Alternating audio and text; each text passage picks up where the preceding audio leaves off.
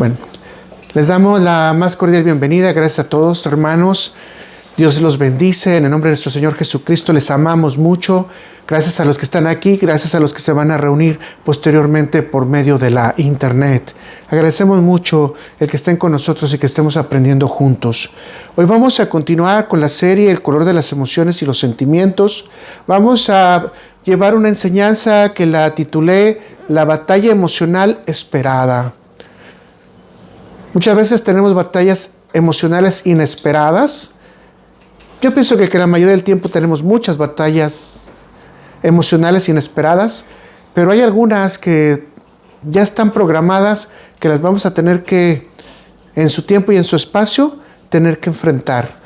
Y de eso vamos a hablar hoy, de esa batalla emocional que estaba esperando Jacob en relación a el enfrentamiento, confrontación, reunión, no sé cómo usted le quiera llamar, con su hermano Esaú. Y vamos a hablar un poquito de pérdidas y ganancias, ¿no? Y vamos a hablar de mensajeros, y vamos a hablar de estrategias, y vamos a hablar de guerras emocionales. Así que este va a ser el tema número 6, y la porción bíblica que vamos a partir, aunque vamos a estar revisando parte del capítulo 32 y parte del capítulo 33, en Génesis vamos a iniciar, Génesis 32, versículo 4 al 5, y de ahí vamos a ir adelante con los demás versículos. Así que le pido por favor que me acompañe a Génesis 32, versículo 4 y 5. Y les mandó diciendo: así diréis a mi señor Esaú: así dice tu siervo Jacob, con Labán he morado y me he detenido hasta ahora. Y tengo vacas, asnos, ovejas y siervos y siervas. Y envió a decírtelo a mi señor para hallar gracia en tus ojos.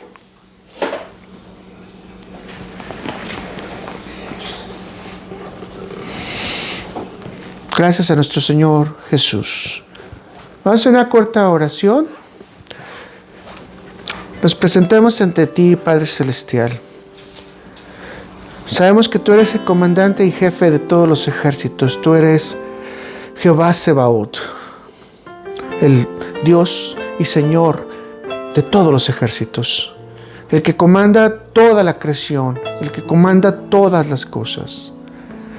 Bajo tu protección, Señor, simplemente estamos protegidos, Señor.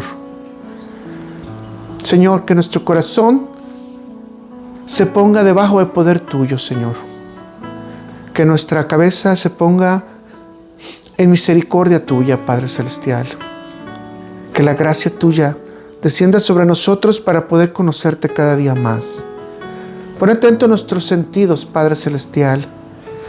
Pon atento todo lo que tenemos en nuestra vida, Padre Celestial, para que podamos captar todos los mensajes que están alrededor. En este mundo que estamos viviendo, en el cual vamos a recibir batallas inesperadas como batallas esperadas, Señor. Nos has constituido enemigos del mundo, mas aún sin embargo, tú sabes que tenemos que estar en el mundo. Y nos hacemos a la oración de nuestro Señor Jesús, el cual dice que no nos tenemos que apartar del mundo, pero sabemos que tú nos vas a proteger y nos vas a cuidar del mismo. Ayúdanos, Señor, en este conocimiento que vamos a recibir hoy. Ayúdanos, Señor, a entender cuáles son las motivaciones que muchas veces como seres humanos nos desvían de ti o nos pueden llevar a conocerte cada vez más en tus caminos. Gracias, Señor, porque tú has sido bueno y nos has permitido el habla, nos has permitido los oídos, nos has permitido el corazón, Señor, para estar contigo el día de hoy. Señor, bendice esta reunión, bendice a las personas que se van a reunir posteriormente. Pedimos, Señor, por los hermanos que estarán también en tribulación o que algunos de ellos están pasando tiempos difíciles. Padre Celestial, la vida del cristiano es una batalla para mantenerse siempre contigo, pero somos triunfadores en Cristo. Sin Cristo no somos nada, pero con Cristo somos triunfadores. Gracias, Señor. Ayúdanos, Señor. Cuídanos. Bendícenos, Padre Celestial.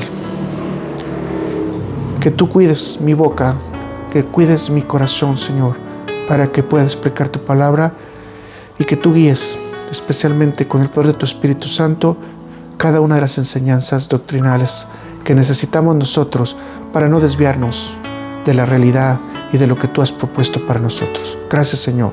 Amén, amén y amén. Como empecé diciéndoles hace rato, es muy claro que la mayoría de nosotros estamos librando muchas batallas. Tenemos guerras, tenemos pérdidas, tenemos ganancias, tenemos enfermedades.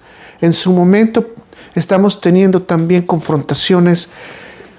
Y el objetivo principal no es que no lo sepamos, sino es cómo podemos trabajarlo a través de la palabra de Dios. Así que en la mayoría de los casos, voy a decirlo, hay caos. Y en la mayoría de los caos hay poca sensación y percepción de lo que debo de hacer correcto ante Dios. Es como un vicio de nosotros que primeramente recurrimos a lo que tenemos y después nos acordamos de Dios. Y eso es lo que vamos a ir viendo en el desglose de esta enseñanza. Mis hermanos, la Biblia nos exhorta, nos llama a que primeramente busquemos a Dios en todas las situaciones. En todas las situaciones. Debemos de conservarnos en la verdad, en lo justo, y escúcheme bien, en la verdad y en lo justo, pero con amor y sabiduría que venga de lo alto, que solamente lo podemos tener si estamos en comunión con Dios. Ahora, no importa si nosotros somos personas blancas, rojas, amarillas, altos, pequeños, nosotros debemos de saber al 100% que si hemos aceptado a nuestro Señor y Salvador, sabemos que tenemos el genoma humano, no, tenemos el genoma de Cristo, tenemos el ADN de Cristo. Entonces todos nosotros estaríamos sufriendo muchas de las pérdidas que están teniendo algunos hermanos, pero también estamos gozosos de que muchas personas estén en este momento conociendo a Cristo y siendo salvas. Así que este es el gozo del cristiano. Este es el gozo real del cristiano, de saber que Dios estará cada día poniendo su mano para que nosotros podamos acudir a todas las citas que Él ya nos tiene destinados. Usted sabe que tenemos muchas citas, ¿verdad? Y que muchas de esas citas no nos van a agradar, ¿verdad? Así que hay un dicho mexicano, mis hermanos, que dice, no hay tiempo que no se llegue, ni plazo que no se cumpla. Si usted tiene un día para la corte, algún día tendrá que ir a presentarse delante del juez. Si usted tiene un día para una cita con un doctor, ese día probablemente va a llegar. Probablemente ese día usted va a tener que recibir un diagnóstico. El día del diagnóstico está listo. Probablemente algún día va a tener que decidir por una universidad o va a tener que decidir por una carrera. Esa cita está lista. Un día va a tener que hacerlo. Probablemente algún día tendrá que decidir por un oficio, va a tener que decidir por ayudar a algunas personas. Ese día ya está establecido. Va a llegar un día que va a necesitar de su trabajo y va a necesitar establecer un trabajo. Esa cita ya está dada. Mis hermanos, lo único que tenemos que poner es la disposición de nuestro corazón para que cuando llegue la batalla, es decir, las cosas en las que vamos a enfrentar, tengamos toda la dirección de Dios para salir adelante. Y como ustedes saben, este es el mismo caso de Jacob. Después de 20 años, sale de su casa, de su suegro Labán, o tío también, que usted quiera decirlo, y tiene un encuentro muy agresivo. Y por las cosas que no explica la Biblia, que no sabemos, o sea, que no tenemos una idea, ese encuentro agresivo, Dios lo resuelve con un sueño. Y le dice, cuidado con que le hagas algo. Pero ¿saben qué? Jacob se le olvidó. Posteriormente, de forma extraña, Jacob sale con su suegro y cuando va caminando ya hacia casa de su padre por orden de Dios, se da cuenta de que Esaú, su hermano, viene a su encuentro. Ok, la Biblia no nos da muchas explicaciones cómo Esaú sabía. No explica de qué manera traía Esaú 400 hombres, ni cuál era la intención correcta de Esaú. Hay muchas especulaciones en las cuales yo no me voy a detener. Pero era necesario que Jacob tuviera un encuentro con su hermano 20 años después de cuando había terminado la etapa que su madre le había mandado. Ve con tu tío, quédate ahí, hasta que pase la ira de tu hermano y tenga otro contentamiento que no sea el matarte. Tome en cuenta esto para el futuro, ¿ok? Porque a veces cuando leemos la Biblia se nos olvidan estos fragmentos pequeños. Hasta que haya pasado el enojo, la ira de tu hermano. Entonces aquí ya nos está dando un contexto de que probablemente la actitud de Saúl venía diferente. Ahora, yo no sé si usted tenga la explicación de por qué Saúl venía caminando con 400 hombres de regreso y sabía el tiempo exacto en el que el hermano estaba saliendo con su campamento. Para mí esto es un misterio. Probablemente usted tiene mayor información que yo. La he buscado, pero no la he podido encontrar para entender cómo se dio esa notificación. O de otra manera, ¿quién fue el chismoso, verdad? ¿O quién notificó? Porque si recordamos la historia, Jacob sale corriendo a escondidas desde su mismo suegro. Es decir, nadie lo sabía más que sus esposas, que ellos iban a salir y en el campamento que iban a salir. Era un secreto entre Jacob y sus esposas. Así que es interesante, ¿no? No voy a mover ahí porque tampoco es trascendente doctrinalmente, pero sí es trascendente que piense en lo que ya Rebeca había dicho a Jacob, que lo iba a mandar a traer. ¿Cuándo? Cuando el corazón de su hermano estuviera más apacible, más calmado. Así que nosotros vamos a tener muchas batallas cuando vamos a enfrentarnos a algo, mis hermanos. Especialmente algo que sabemos que es peligroso, que es riesgoso o en el cual podemos perder algo. Yo les aseguro que esto que les voy a decir es un poquito cómico, pero la gente arriesga su dinero para comprar billetes de lotería sabiendo que va a perder. Y en el 99% de las veces vas a perder todo tu dinero. Y ese dinero no les importa perderlo. Pero sí a veces no quieren invertir en darle de comer a una persona menesterosa, a una persona pobre, porque dicen que la persona tiene que trabajar y es floja. Bueno, en esta inversión no te importa perder, pero en esta inversión estarías invirtiendo en el reino de los cielos. Así que hay batallas que tenemos que enfrentar emocionalmente por soltar nuestro dinero. ¿Y de qué manera lo soltamos? Es fácil soltarlo para un billete de lotería, para ponerlo en Las Vegas, o algunos otros tipos de juegos, pero es difícil darlo para una obra de caridad. ¿En dónde está el corazón del creyente? ¿En dónde está el corazón del ser humano? ¿En dónde está? ¿Se fijan cómo empieza a trabajar el yo-yo? ¿Cómo empieza a trabajar el yo? Y cómo mis emociones es centrarme solamente en mí mismo, en lo que me conviene y en lo que yo quiero. Entonces, las batallas van a empezar no solamente desde fuera. ¿Saben cuál es la batalla más fuerte? No con el chanclas.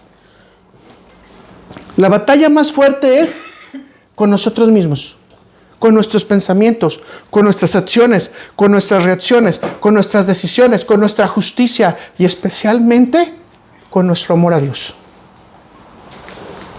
Así que vamos a ver por lo menos 4 batallas que se encuentran dentro de estos versículos bíblicos para poderlos explicar lo mejor posible. La primera batalla es la batalla mental contra la presión.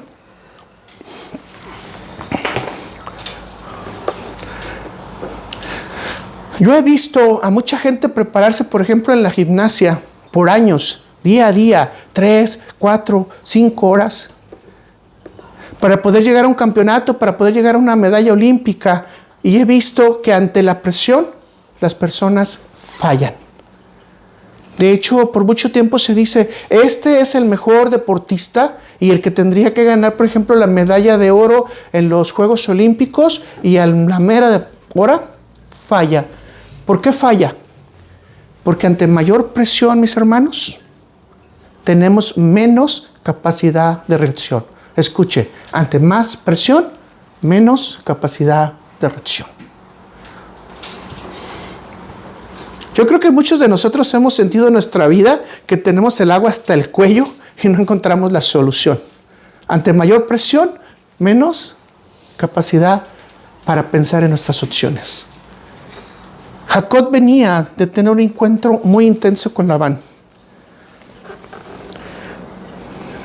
Venía de estar viajando con sus hijos, con sus ganados. Acto seguido, su hermano viene a su encuentro. No es posible evadir la atención. No es posible decir no va a pasar nada. No es posible, voy a estar en paz en mi corazón. Jacob solamente estaba cumpliendo el mandato de Dios. Dios le dijo, sal de la casa y ve a la tierra de tus padres, ve con tu padre, de hecho. Y ahora se encuentra con la sorpresa de que para llegar a su padre necesita enfrentarse al terror más grande que tenía en ese momento. El ver nuevamente la cara de su hermano. Muchos de nosotros que hemos dejado a nuestra familia en México, a veces no los hemos visto por años, hemos tenido conflictos y uno de los grandes terrores que podemos tener es cómo vamos a enfrentar a ese hijo, a esa hija que se ha quedado en nuestro país. Yo he tenido casos, por ejemplo, de personas que han trabajado 20 años aquí en los Estados Unidos, vienen y traen sus hijos, por ejemplo, de Guatemala, de El Salvador, y cuando sus hijos vienen con un gran enojo, con un gran reclamo y con un gran coraje, diciéndoles, nos dejaste solos. Pero es inevitable el encuentro. Es tu hijo, tienes que hablar con él. Es inevitable que el hijo te va a reclamar. Tienes que hablar con él. Es inevitable que el hermano, el padre te diga, me dejaste solo. Tienes que hablar con él. Y esto puede ocurrir también en las mismas familias aquí en los Estados Unidos, que es muy fácil que también las personas salgan de tu casa y de repente estas personas, llega el momento en que vas a tener que hablar con ellas. Y no es un encuentro bonito. No es un encuentro bonito porque tienes que hablar con la verdad y conforme a las cosas que Dios quiere. Así que mis hermanos, si regularmente estamos bajo presión, estamos como dormidos, aletargados, lentos, no se nos permite ver las opciones, mis hermanos, no tenemos la claridad. La tensión emocional nos daña para tomar la mejor decisión. Yo les voy a decir como yo lo digo clásicamente, nos aplican la paralítica. Ya no sabemos qué hacer. Llega el momento en que, aun cuando conocemos toda la Biblia, se nos olvida lo más importante de los versículos bíblicos, el consejo bíblico y, ¿por qué no?, la orientación de Dios. Sí sabe que el consejero mejor que tenemos en nuestra vida es la Biblia, ¿verdad? Porque ahí se encuentran todos los consejos de Dios. Así que déjenme decírselo de esta manera. Esta semana he tenido la oportunidad de hablar con varias personas que están teniendo problemas de principios de Alzheimer, que curiosamente iniciaron con una infección urinaria. Después tuvieron problemas de control de memoria y finalmente hasta el momento están teniendo problemas incluso de control de personalidad. Bueno, el punto científico no lo quiero discutir, porque para mí me suena así como interesante que muchas personas estén desarrollando los problemas altamente de memoria después de infecciones muy fuertes en la sangre o infecciones muy fuertes en el cuerpo, urinariamente hablando. Pero eso no es un punto al que yo quiero llegar. Al punto que coinciden es que la mayoría de las personas que están teniendo estos procesos, que yo las he, vamos a decir, visto a veces algunas por 10 años, su problema mayor es cuando las ponen en tensión. Se empiezan a presionar tanto que en lugar de tratar de recordar inmediatamente qué es lo que pasa, olvidan más rápidamente. Pierden la capacidad de actuar, pierden la capacidad de responder. Pero déjenme decirle que no es el problema en la enfermedad. A veces el problema eres tú y yo. Porque queremos presionar a la persona a que trate de actuar de una manera normal. La persona ya no está normal. La persona ya no está en su real capacidad. Es más, su alma se está desprendiendo en ese momento ya. Voy a decirlo de esta manera. El cuerpo está quedando ya en una separación completa. Y llega el momento que algunas personas con Alzheimer, de hecho, no tienen ya ni siquiera la capacidad de saber que tienen un cuerpo. Mucho menos tener familia. Algunos tienen unas reacciones agresivas muy fuertes. ¿Qué era lo que tenemos que decir cuando una persona está en tensión por el Alzheimer? La recomendación es: dale tiempo, déjale que se relaje y deja que la persona medite sobre la situación para ver si tiene la capacidad de hacer la recolección de la situación. Y de esa manera, en un estado más tranquilo, trate de recordar los eventos. Entonces, muchas veces el problema de reacción no es por la persona, sino es ¿por qué? Por la presión que ejerce el medio ambiente. Y desafortunadamente hay algunos casos muy, podemos decir, tristes, de que hay personas que se han tirado a tratar de salvar a gente que cayó a un río, aún sin saber nadar. Y en lugar de tener un ahogado, a veces tenemos 2 ahogados. Tenemos que pensar con claridad, porque a veces cuando queremos que las personas reaccionen, lo que estamos haciendo es que la persona con tanta presión tenga menos capacidad. ¿Por qué no lo haces rápido? Porque no entiendo ni lo que está pasando. Estoy dormido, estoy letárgico. ¿Qué es lo que estaba pasando en este momento paradójicamente con Jacob? Estaba en shock. Estaba tenso. Estaba trabajado. Estaba estresado. Y se dan cuenta que aquí él no invita a un consejo para ver qué va a hacer. Él empieza a hacer la meditación ¿con qué? Con la información que él tiene.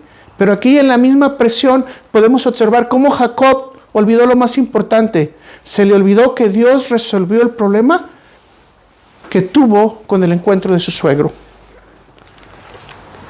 Hasta este momento, si estamos hablando bien y estamos entendiéndonos correctamente, el problema que tenemos nosotros es que bajo tensión no podemos actuar de manera normal. Y si nosotros causamos más presión a la persona que tiene tensión, esto se hace cada vez más tenebroso y oscuro. Necesitamos, mis hermanos, llegar a un tiempo de relajamiento. Y el tiempo de relajamiento la Biblia nos lo enseña de esta manera. Y nos dice que ante las batallas más grandes que tengamos, Dios es más grande que las batallas. Dios es más grande que las batallas. Dios es más grande que cualquier dificultad. Dios es el que controla el agua. Dios es el que controla el viento. Dios es el que controla el fuego. Dios es el que controla los seres humanos. Él es el que tiene el control de todo. Y esto serviría como un primer paso para nosotros saber que deberíamos de tener un gran proceso de paz. Pero, ¿qué es lo que hizo Jacob? Una vez que se relajó un poquito y empezó a pensar, planeó hacer estrategias para poder buscar la gracia ante los ojos de su hermano. A ver, espérame, Luis. Sí. La Biblia dice que primero intentó buscar la gracia ante los ojos de su hermano. ¿Cómo podemos observar estrategia? ¿O cómo podemos determinar esta estrategia? ¿O cómo usted calificaría esa estrategia? Yo pienso que es muy buena. Fíjese lo que hizo Jacob. Agarró un mensaje amable, explicativo, humilde para su hermano y se lo mandó por medio de sus siervos. Otra vez lo vuelvo a repetir. Fue un mensaje ¿cómo? Amable, explicativo y humilde. Si nosotros vamos a tener una confrontación muy fuerte con una persona, aquí la primera sugerencia que nos da en el actuar de Jacob es que agarremos un mensaje ¿cómo? Amable, explicativo y humilde para la persona con la cual tenemos esa dificultad. No sé si usted esté de acuerdo conmigo, pero los mensajes amables y bonitos ayudan a quitar la ira, reducen los roces, ayudan a que sea un poquito mejor el encuentro, especialmente cuando hay enemistades o cuando hay situaciones demasiado delicadas a que tratar. ¿Estamos aprendiendo lo primero? Ante la tensión y la emoción, el primer plan de Jacob, ¿cuál fue? Un mensaje bonito. En Proverbios 15 nos dice, versículo 1, en la Nueva Versión Internacional, la respuesta amable calma el enojo, pero la agresiva echa leña al fuego. Es decir, ¿qué nos está diciendo la Biblia ya con lo que estamos aprendiendo? El peor error que hubiera tenido Jacob era tratar de agredir a su hermano antes de. Aparte de que era solamente una familia contra 400 hombres, díganme qué oportunidad tenía Jacob. Ninguna, ¿verdad? Pero si hubiera sido un mensaje agresivo, hey, tú me vendiste la primogenitura, tú fuiste el responsable, yo recibí la bendición porque yo tenía ya el derecho de recibir la bendición siendo el primogénito, porque tú fuiste el que la cambiaste por un plato de lentejas. No, eso es lo que hizo Jacob, ¿verdad? Aún teniendo la razón, porque la tenía,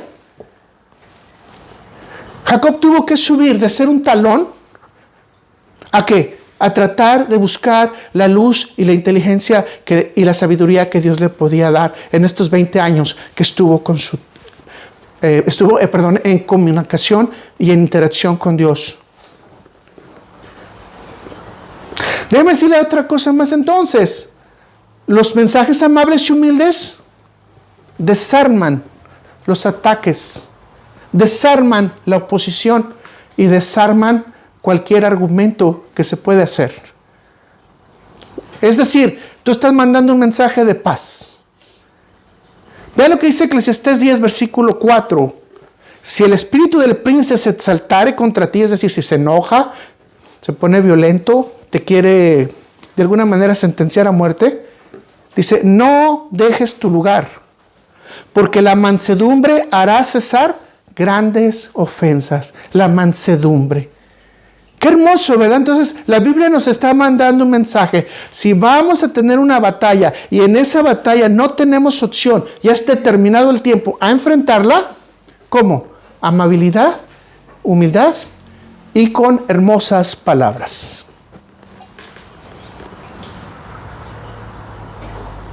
La Biblia nos está enseñando que esto puede ayudarnos a reducir los efectos negativos, los sentimientos de rencor, el odio que tenía Esaú y el afán que tenía por matar a su hermano o el de hacer la venganza, podría ser reducido con palabras amables, con actitudes humildes y con una propuesta lateral, escondida de paz.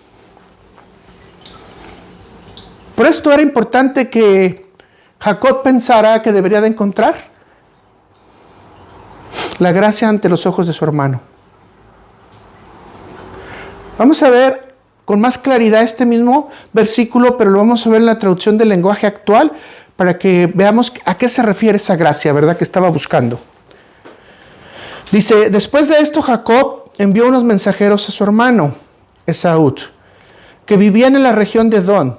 Los mensajeros tenían instrucciones de decirle a Esaú, su hermano Jacob se pone a sus órdenes y le hace saber que todo este tiempo ha estado viviendo con su tío Labán. Ahora es dueño de vacas, burros, ovejas y cabras. Me gusta la palabra burros para mí, más que asnos, ¿ok? Y además tiene esclavos y esclavos. Y aquí viene la parte importante. También le suplica que usted lo reciba con bondad. ¿Qué estamos aprendiendo, mis hermanos? Que requerimos ante una situación de este nivel buscar la bondad. No es decir que tenemos la razón, aunque la tengamos. No es decir que podemos hacer una guerra, aunque la tengamos, o podamos realizarla. Aquí lo que la Biblia nos está explicando, humildad, paz, tranquilidad, amor, para la que persona reciba la bondad. Aquí entonces, esta máxima lo podemos aprender de esta manera. La bondad es un acto externo que es reflejado por una personalidad después de hacer la evaluación de la satisfacción de la realidad de otras personas en necesidad. Ahora, no es una buena obra. ¿Sí se está dando cuenta? No es una buena obra. La persona se conmueve y en el momento de que la persona se conmueve, permite ver la necesidad del otro y actuar con bondad. Muchas veces nosotros tenemos que tener un corazón sensible para que las personas que nosotros estamos viendo, aun cuando estén por debajo de nosotros, poder actuar con bondad con ellos. Y ya hemos hablado de la bondad también por ahí en alguna charla, en alguna enseñanza también. Entonces Jacob estaba llamando a Esaú a que evaluara la nueva situación. A ver, escucha lo que te estoy diciendo. Jacob estaba llamando a Esaú a que evaluara la nueva situación. ¿Estás agarrando el aprendizaje este? Ya no es lo que nos pasó, ya no es el conflicto, ya no fue la bronca que nos echamos. Ya no fue que yo corrí, no fue que yo me fui 20 años, que no he visto tu cara, que no sé de tu sonrisa, que no sé nada de ti. ¿Qué es lo que quiero hacer? Que se evalúe una nueva situación. 20 años después. 20 años después. ¿Qué consejo bíblico tan más hermoso? Hemos cambiado tú y yo, hermano. Tu vida interior y mi vida interior, mis emociones han sido diferentes. Tus formas de vida, mis formas de vida han sido diferentes. Hemos tenido cosas vividas que tú no sabes de mí, que yo no sé de ti. Y somos al final hermanos. Y esto es un mensaje a todas las familias. Porque hay familias que se la pasan peleando. Hay familias que se la pasan dividiendo. Hay gente que se la pasa siempre prefiriendo. No. Hay que tratar, mis hermanos, de que las cosas se hagan conforme a la voluntad de Dios. Entonces, este nuevo mensaje es para que Saúl tenga un acto de valoración de que va a enfrentar una nueva situación y no la situación anterior que tenía. Nadie puede ser el mismo 20 años después, ¿verdad? A veces como la Biblia es tan rápida, se nos olvida 20 años después. 20 años después, usted ponga 20 años atrás y venga 20 años después.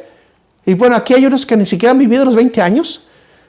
Y quizás algunos fueron bebés a este tiempo por la juventud que tienen. Algunos ni siquiera habían nacido. O sea, 20 años después es algo diferente. Invitamos a la gente, aprendamos, invitamos a la gente cuando hemos tenido un problema fuerte a valorar una nueva situación.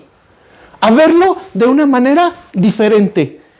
Con estas nuevas experiencias vividas. Así que el acto de bondad se extiende no solamente para el agresor o para el que se cree agresor, ni solamente para el agredido, sino para los dos.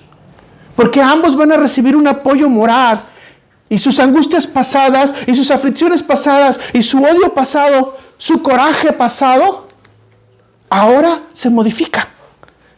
Porque vamos a entrar en una charla que no es la misma que hace 20 años. Y si te parece, yo puedo extender tu bondad y tú puedes extender mi bondad.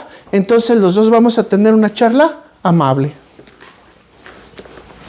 Se fijan que si desglosamos la Biblia poco a poquito, nos damos cuenta que todos los ingredientes se iban poniendo para el final que ya conocemos. Como podemos observar, entonces todo esto ocurre en la iniciativa de Jacob. Pero hasta ahorita, repítalo conmigo, Jacob se estaba olvidando de Dios.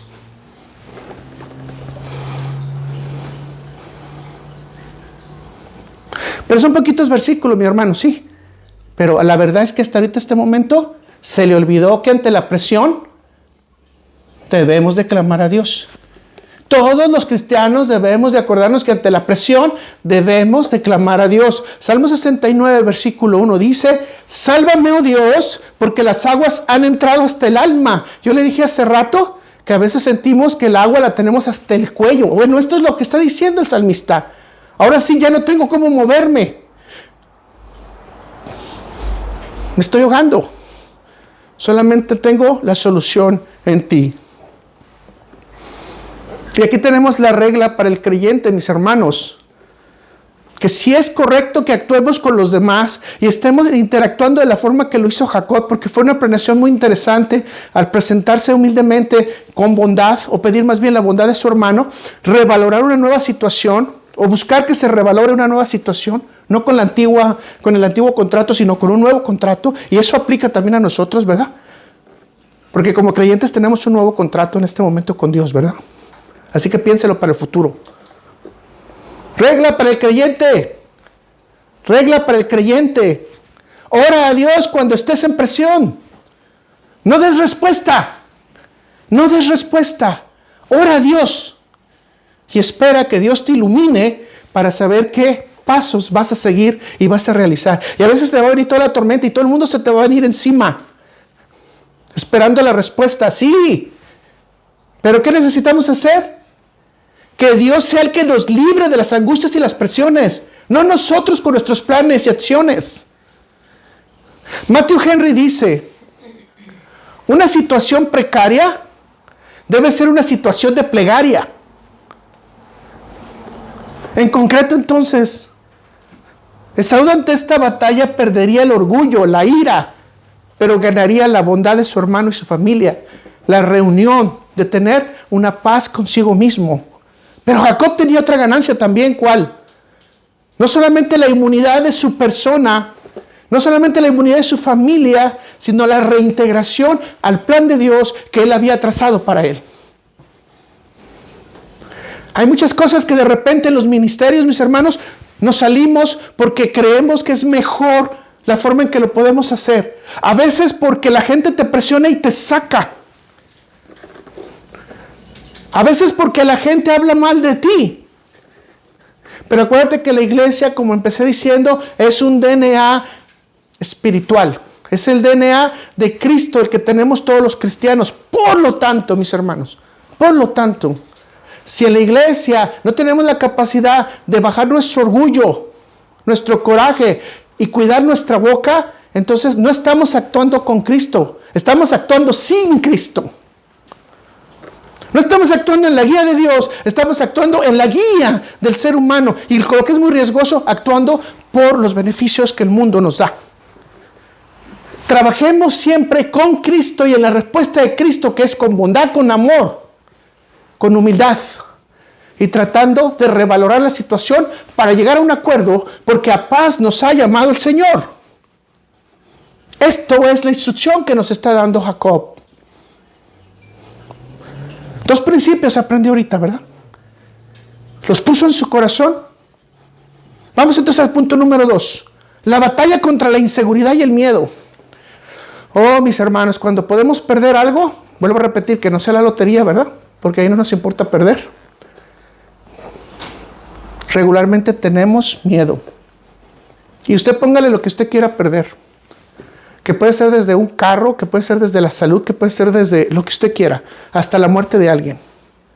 Siempre el solamente hecho de que podemos perder algo, hay que ser honestos, nos produce tensión, nos produce inseguridad, nos produce miedo. Vea la noticia que recibe ya Jacob completamente. Génesis 32, versículos 6 al 8. Y los mensajeros volvieron a Jacob diciendo: vinimos a tu hermano Esaú, y él también viene a recibirte. ¿Viene a qué? A recibirte. Escuche las palabras de la Biblia. Yo no sé por qué sacamos tantas fábulas de repente que no, ya venía con todo el enojo y con toda la ira para destrozarlo, ¿ok? Y 400 hombres con él. Entonces Jacob, ¿quién? Jacob. ¿Se acuerda la vez pasada, hace 15 días, le dije, nunca pensemos antes de la realidad? Tenemos que ver la realidad y después pensar, ¿verdad? Tuvo gran temor y se angustió. ¿Qué fue lo que le pasó a Jacob? Lo normal que usted y a mí ante una posibilidad de pérdida. Gran temor y se angustió. Y distribuyó el pueblo que tenía consigo y las ovejas y las vacas y los camellos en 2 campamentos. Y dijo: si viene Saúl contra un campamento y lo ataca, el otro campamento escapará.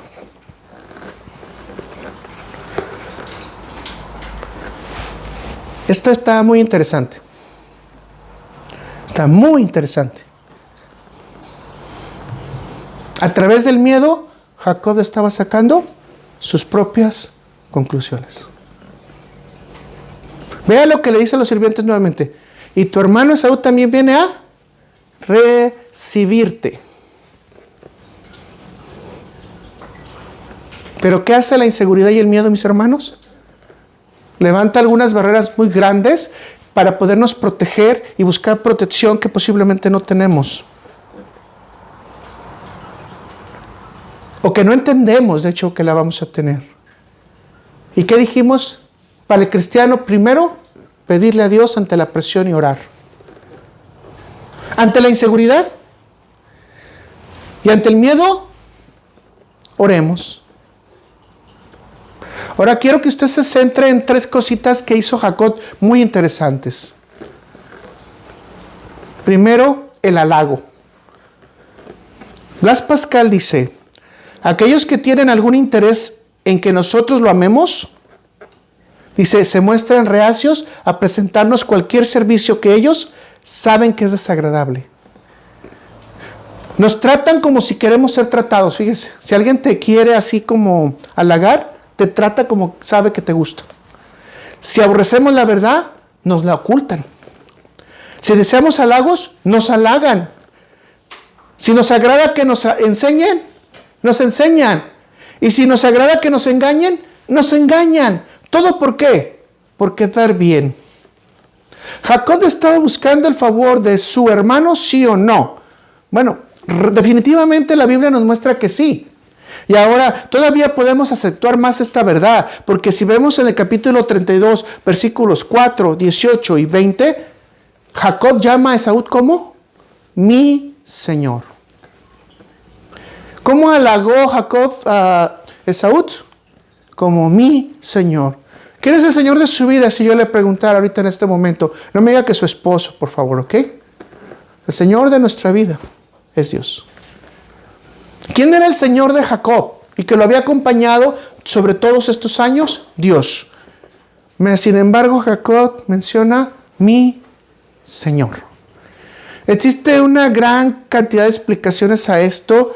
La mayoría de los exégetas dicen que, o eruditos, como usted los quiera llamar, que Jacob reconoció que la primogenitura natural era la de su hermano, y entonces tenía que mostrarle el respeto correspondiente y presentarse entonces a él como su Señor, porque estaba por arriba de él naturalmente por nacimiento, y obviamente como su siervo él. Pero aquí queda algo interesante. Cuando tú aludas a alguien o haces adulaciones a las personas, ¿hay algún motivo específico? Ahora, la segunda pregunta es, ¿la Biblia te dice que hagamos adulaciones? ¿O la Biblia dice que hagamos halagos? La realidad es que humanamente muchas personas vamos a utilizar el halago para tratar de seducir a una persona que se nos puede poner como piedra en el camino. ¿Cierto o no? O vamos a utilizar el halago porque muchas personas necesitamos poderle sacar algún provechito, ¿verdad? O vamos a utilizar el halago para que algunas personas nos permitan o nos presten algo de sus propiedades. Pero el halago en este sentido solamente puede satisfacer el orgullo, la vanidad de la persona. ¿Pero de qué persona? De la que no conoce a Dios. Sabemos que detrás del halago entonces siempre va a haber un interés y la descripción de cualidades que son posiblemente verdaderas, pero que tienen una acción positiva o negativa en nuestra vida, pero también para la otra persona. ¿Pero podemos conseguir cosas cuando halagamos a la gente? ¿Sí o no? Sí, hay que ser honestos. Y muchas veces podemos ponernos en el mapa o en el directorio de su agenda por alguna razón. Y muchas veces es lo que tenemos, ¿no? Tengo un ejemplo ahorita que se me ocurre rápidamente, que una persona, que su hijo quiere ir a la NASA y está una persona que trabaja con ingenieros de NASA. Entonces, ¿qué es lo que dijeron? Vamos a meter a tu hijo a donde están estos ingenieros de NASA, él va a empezar a trabajar ahí, va a durar 2 años, aproximadamente está como aquí a unos 8 horas de camino, va a estar ahí por 2 años, pero los ingenieros de la NASA lo van a empezar a ver trabajar. Él va a tener interacción con ellos y empiece a adularles, empiece a decirles lo bueno que son ellos como ingenieros y lo van a tomar en cuenta, porque es un buen trabajador. Es decir, te acomodas, ¿verdad? Te colocas, te pones en la situación. Es más, muchos de nosotros decimos, déjame, me pongo más grande para que me vean, ¿no?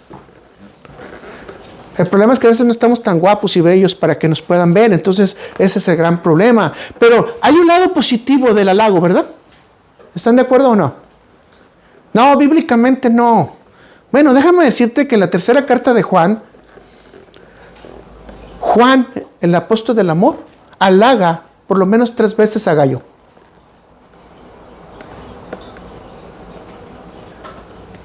Y eso es bonito, porque estamos simplemente motivando a la persona a que siga haciendo las cosas correctas ante Dios. Pero también puede ser el lado contrario. Veamos la exhortación que se hace en Ezequiel 33:31. Y dice, y vendrán a ti como viene el pueblo, y estarán delante de ti como el pueblo mío, y oirán tus palabras y no las pondrán por obra. ¿Y no las pondrán por obra? Antes hacen halagos con sus bocas, y el corazón de ellos anda en pos de su avaricia. Esos halagos no son buenos, pero cuando tú reconoces las virtudes de las personas, son buenos. Por lo tanto, podemos entender que Jacob lo único que estaba haciendo era reconocer no el señorío de Esaú, sino su posición primogénita. ¿Queda claro? ¿Te puedo preguntar algo y no te molestas? ¿El halago te puede ayudar a que te amen?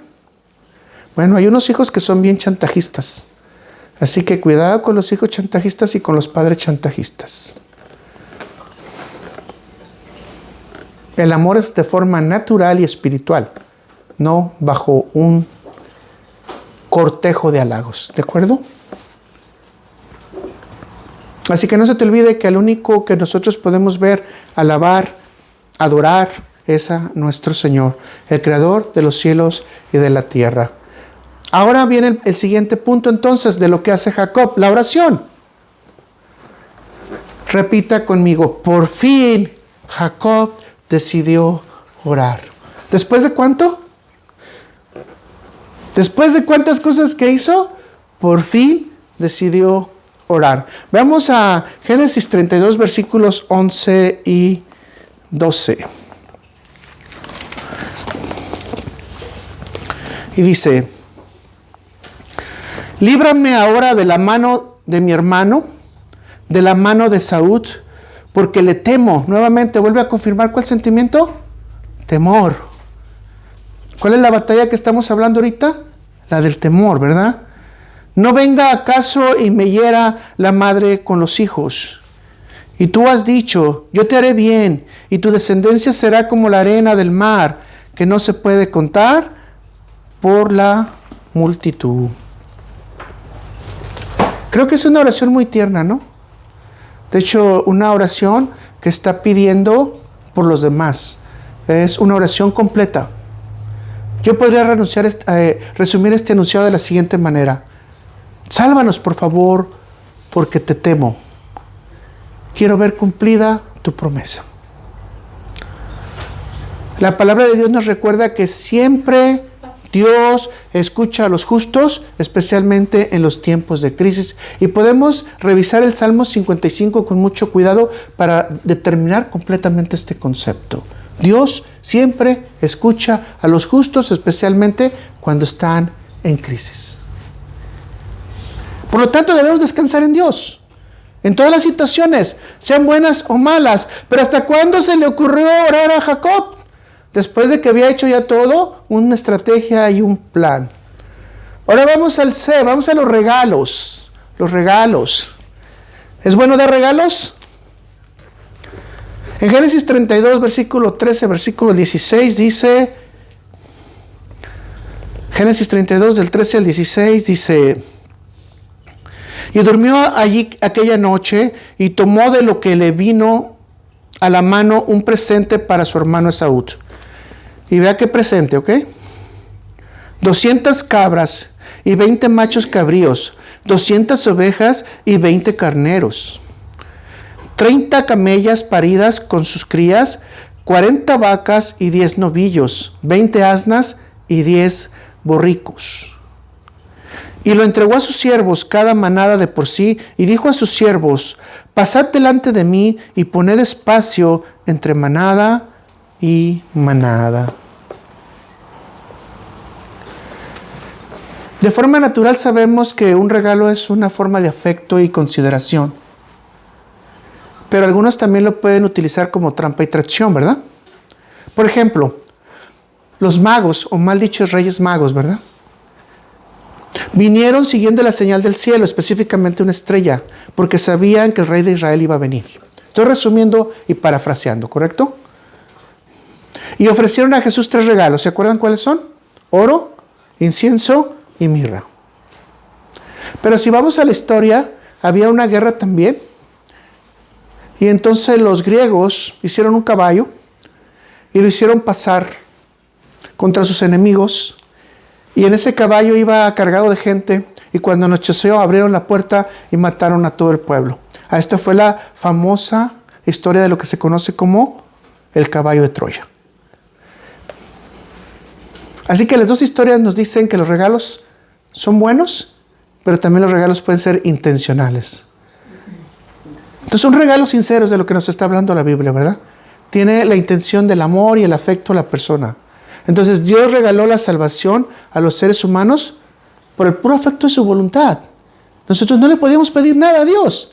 Ni siquiera podíamos negociar nada con Él. Entonces, por el puro afecto de su voluntad, Dios nos da el regalo de la salvación a través de su gracia. Además, los regalos son parte de la vida de la persona. Muchas veces nos damos cosas sin darnos cuenta que lo estamos dando sin interés y simplemente por el hecho de dar. Porque es una naturaleza de hecho del cristiano, dar. Consecuentemente, los regalos de Jacob de Esaú eran un mensaje perfecto del afecto nuevo que querías Jacob que tuviera para su hermano. Ahora, se puede interpretar de otra manera, ¿no? Y se puede interpretar desde el puro lado negativo. No, lo que se quería sacudir Jacob era la violencia que iba a tener a través de que su hermano lo agrediera por todo el odio que le tenía. Creo que, como les he dicho, y hasta ahorita lo que hemos estudiado, había nuevas reglas que se estaban siguiendo y la regla más grande es que Dios estaba llevando la mediación. Vean lo que dice el interés real que tenía Jacob a dar, el propósito o el interés que usted quiera llamarle de los regalos. Génesis 32, versículos 20 y 21. Y diréis también, he aquí tu siervo Jacob viene tras nosotros, porque dijo, apaciguaré su ira con el presente que va delante de mí, y después verá su rostro, y quizá le seré acepto. Pasó pues el presente delante de él, y él durmió en aquella noche en el campamento. ¿En dónde estaba todavía situado Jacob, mis hermanos? En sus propias ideas, ¿verdad? ¿Qué fue lo que dijimos? En sus propios temores, en sus propias conclusiones, en sus fundamentos no fundamentados, mis hermanos. Vaya la redundancia. Estaba hablando todavía consigo mismo. La ira de mi hermano, ¿verdad? Usted regala para que tener bondad, apaga la ira y hace un nuevo convenio. Hermoso, ¿verdad?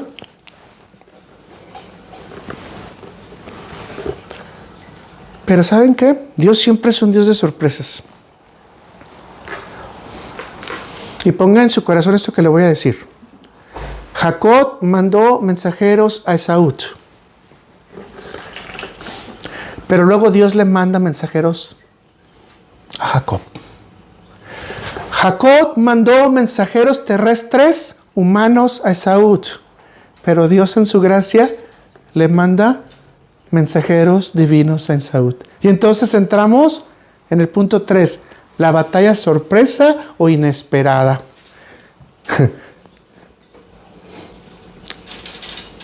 Sorpresa, le dijo Dios, ¿verdad? Todo estaba planeado para enfrentar ¿a quién? A Esaú. Pero Dios le tenía otra guerrita. Dios le tenía una sorpresita. Usted ha hecho algún día una fiesta y prepara todo y de repente le viene una sorpresa. Se enfermó el novio y no va a poderse casar. Pues lo llevamos con muletas y todo, ¿verdad? No, mis hermanos, vea lo importante de esto. Jacob estaba mandando mensajeros para poder convencer ¿a quién? A su Señor.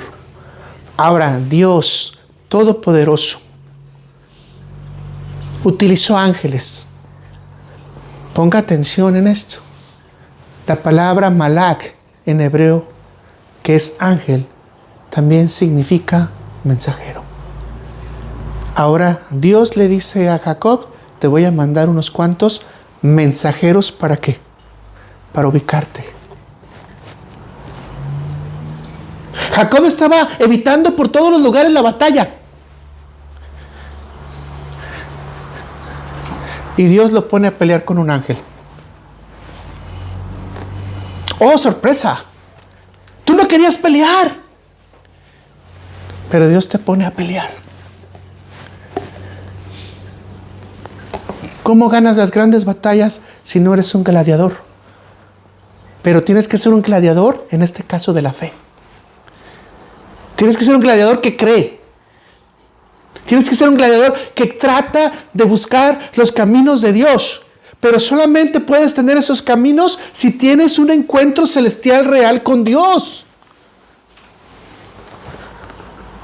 ¿Se da cuenta cómo la misma estrategia que estaba utilizando Jacob, ahora Dios la utiliza con él? Ahora vamos a leerlo por si hay dudas. Génesis 32 del 24 al 26. Y dice, así se quedó Jacob solo y luchó con el varón hasta que rayaba el alba. Y cuando el varón vio que no podía con él, tocó en el sitio del encaje de su músculo y se descoyuntó el músculo de Jacob mientras con él luchaba. Voy a leer el otro, me interesa mucho.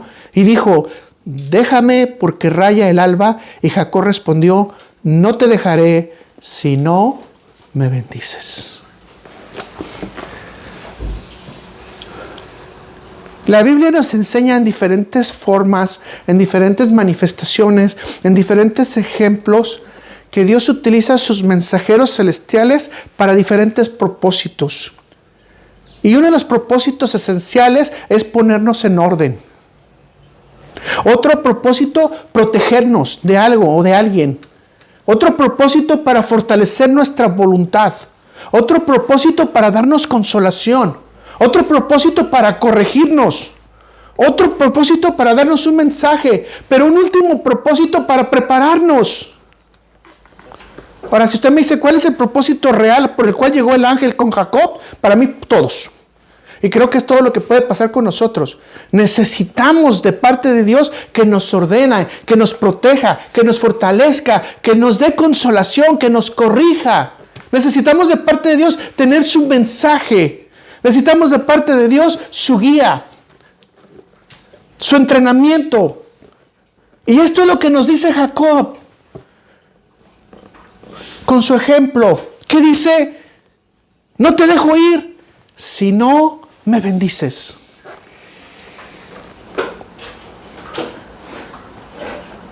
Como dije al principio en el título, hay ganancias y hay pérdidas. Y aquí hubo pérdida.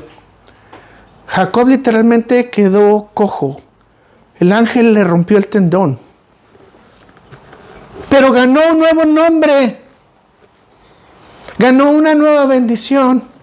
Y ganó confianza. Escuche, mi hermano. Si usted quiere realmente salir del miedo y el temor, necesita ganar la confianza en Dios. Necesita fortalecerse en la voluntad de Dios. Necesita consolarse con Dios. Necesita corregir de parte de Dios. Pero especialmente necesita el mensaje de Dios para guiar su vida. En Génesis 32, versículo 28, entonces dice, y el varón le dijo, no se dirá más tu nombre Jacob, sino Israel, porque has luchado con Dios. ¿Con quién luchó? Con Dios y con los hombres, y has vencido.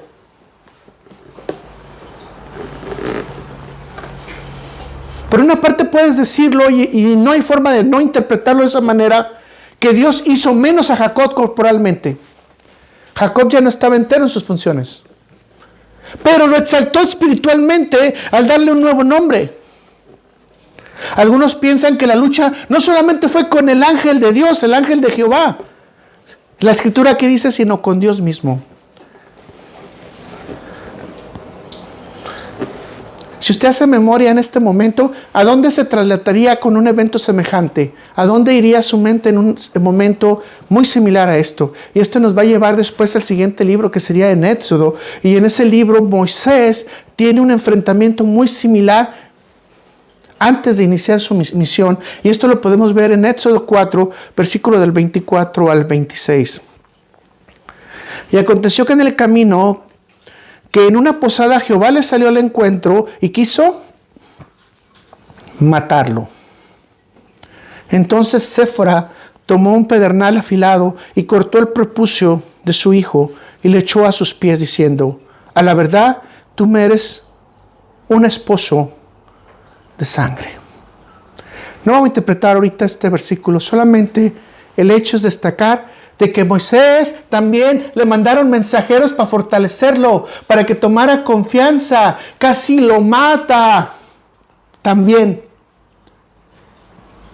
Démonos cuenta entonces que en el amor de Dios estamos nosotros siendo fortalecidos espiritualmente. Así que leamos el 26. Así le dejó luego ir. Ella dijo, esposo de sangre, ¿a causa de qué? De la circuncisión. El contrato completo con Abraham era la circuncisión. Mis hermanos, estos dos ejemplos nos están dando que hay algo irónico, que muchas veces nosotros nos estamos preparando para las reglas y las guerras terrenales y las formas de responder en lo terrenal.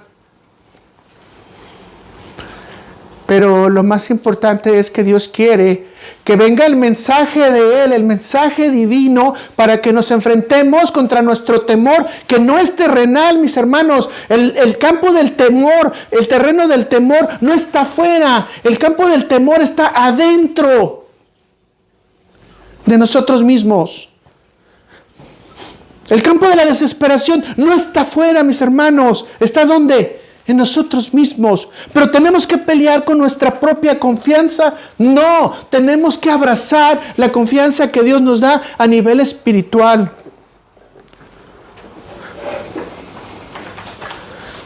La Biblia incluso hasta en el mismo Nuevo Testamento nos dice que tendremos luchas espirituales.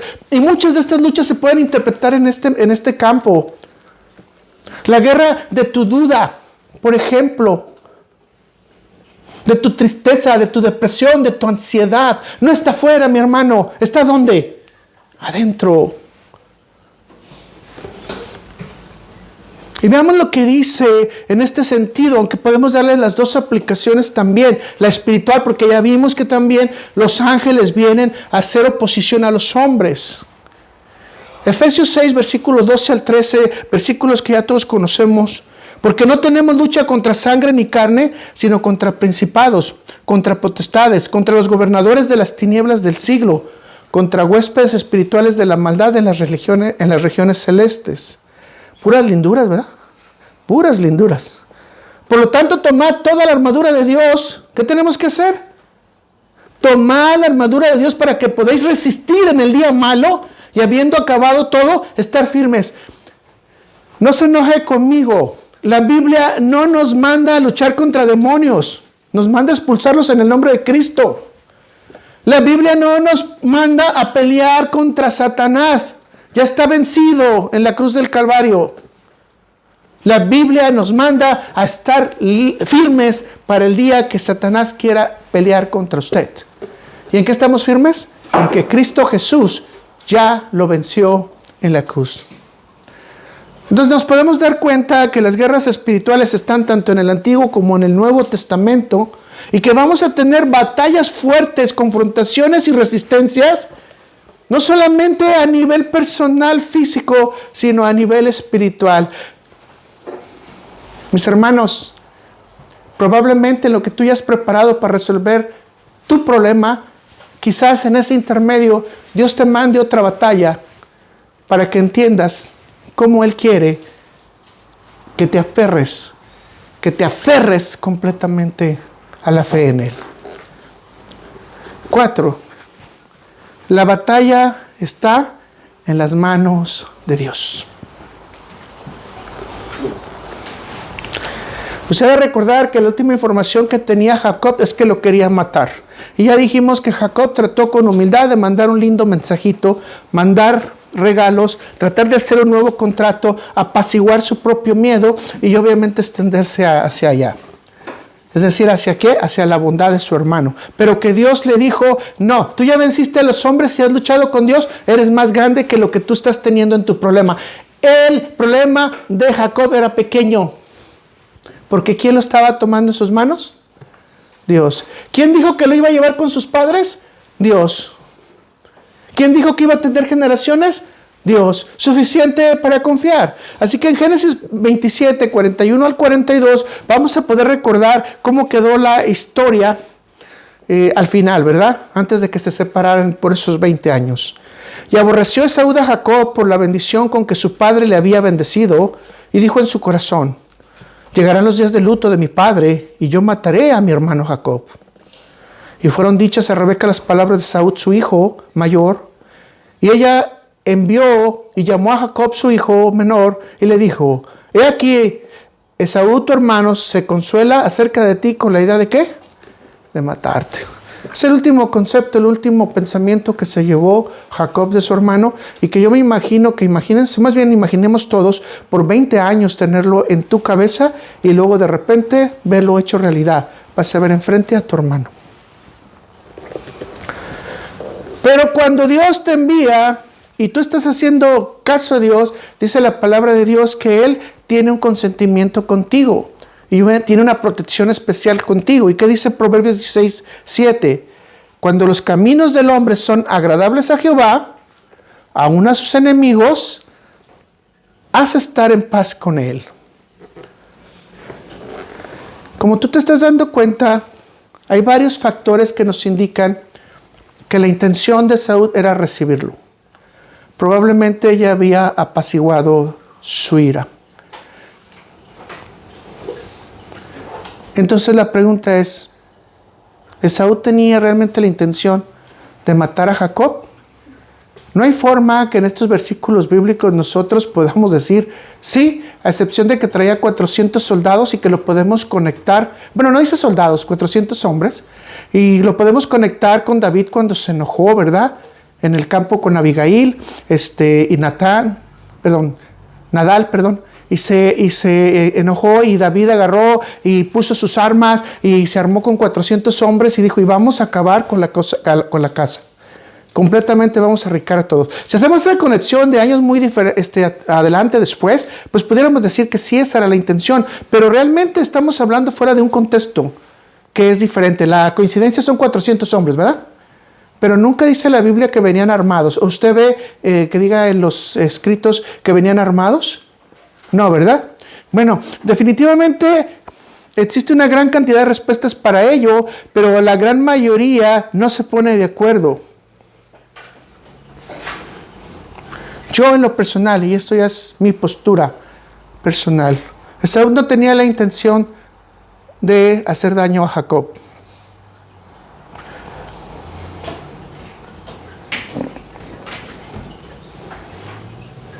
¿Se acuerdan qué fue lo que detuvo realmente a Esaú de matar a Jacob?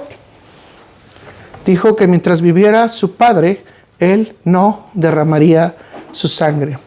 Al momento que Esaú va a encontrarse con Jacob, Isaac todavía estaba vivo. Entonces este es un hecho muy contundente de que si no lo hizo 20 años porque tenía claro, no lo iba a hacer ahora. Es un hecho súper contundente. Entonces, demos una apreciación muy interesante en esto.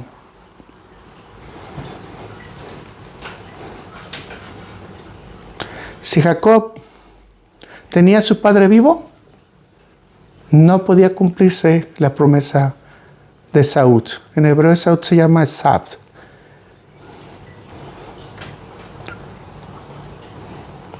¿Entendemos esto?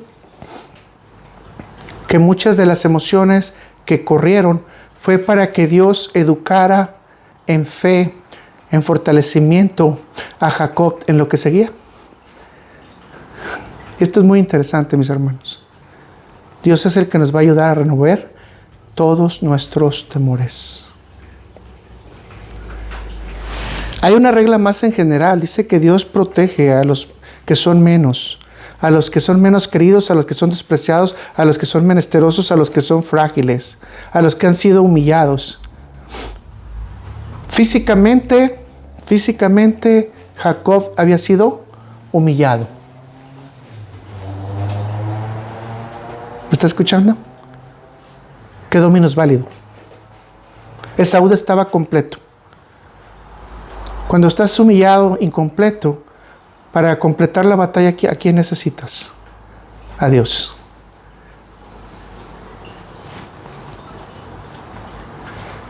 Entonces, Dios intervino para cambiar las intenciones del corazón de Esaú, ganando la batalla por Jacob, no por medio de los golpes, no por medio de las luchas, sino por medio del simple hecho de proteger a su siervo, cambiando las intenciones del que pudiera ser su enemigo. En Lucas 14, versículo 11, el Señor Jesús nos dice, porque cualquiera que se enaltece será humillado, y el que se humilla será enaltecido. Jacob ya había sido enaltecido espiritualmente, pero humillado físicamente.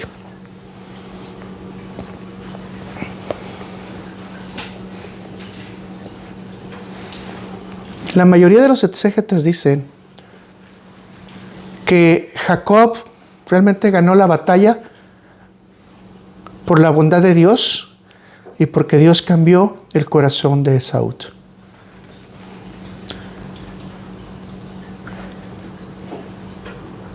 Yo pienso que desde la profecía que Dios había dado ya a Jacob, desde el vientre de su madre, Jacob ya había ganado la batalla.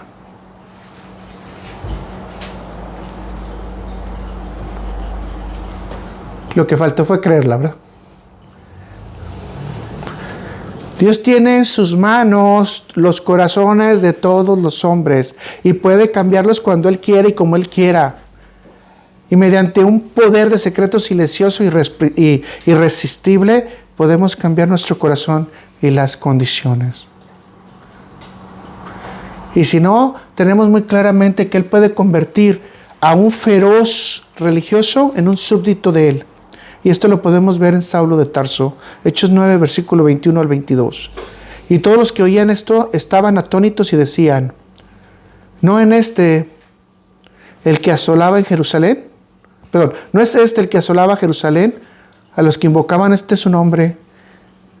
Y a esto vino acá para llevarlos preso ante los principales sacerdotes.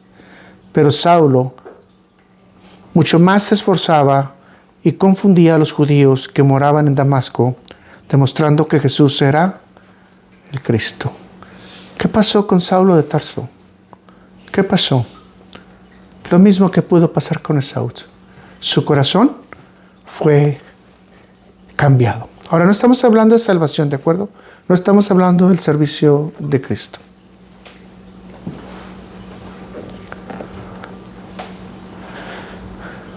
Resumo este punto. Definitivamente la mayoría de los exégetes piensan que Esaú venía a matar a Jacob y que era el tiempo oportuno porque en ese momento era el tiempo especial antes de que regresara con su padre. Sin embargo, sabemos que Esaú no daría la pena de saber que él mató a su hermano, ¿a quién? A su padre Isaac.